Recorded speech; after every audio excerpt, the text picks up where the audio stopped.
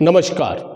पिछले लेक्चर में बच्चों हमने घटकों के बारे में पढ़ा था। शारीरिक शिक्षा के घटक कौन कौन से? गति, शक्ति, लचकता, क्षमता और सहनशीलता। आज हम पढ़ेंगे लक्ष्य और उद्देश्य। शारीरिक शिक्षा के लक्ष्य और उद्देश्य।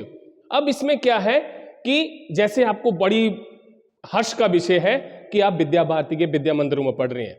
इसमें 5 आधारभूत विषय रखे हुए हैं जिनमें शारीरिक शिक्षा भी एक महत्वपूर्ण विषय है। अब इसका सबसे बड़ा एग्जाम्पल आपको देखो, वो बार बार आपको शारीरिक शिक्षा के गतिविधियों से जोड़ती रहती है। पहले संकुल स्तर पर आपको जोड़ती है, फिर आपको विभाग स्तर पर लेके जाती है, फिर प्रांत स्तर पर लेके जाती है, फिर नेशनल स्तर पर लेके जाती है, उसके बाद आपको SGFI तक लेके जाती है। अब इन्हीं स्कूलों में से हमारे पास सबसे बड़ा एग्जाम्पल है निषाद कुमार जी, हमारी ऊना के हैं और उन्होंने कितना नाम किया है। अब उनको HP गवर्नमेंट ने भी एक बहुत बड़ी धनराशि दी है, जबकि वो एक पैरालंपिक में खेले।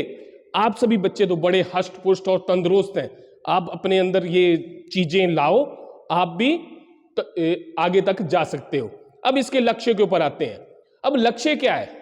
लक्ष्य है सारे का सारा सर्वांगीण विकास करना, ओवरऑल डेवलपमेंट, हर किसी की ओवरऑल डेवलपमेंट करना।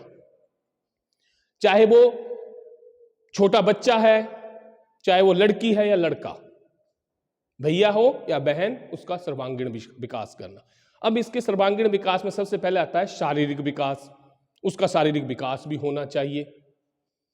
उसके बाद है मानसिक विकास। उसका मानसिक विकास यानी कि मन दिमाग सही होना चाहिए। फिर सामाजिक विकास, इसके साथ सामाजिक को जोड़ा गया है।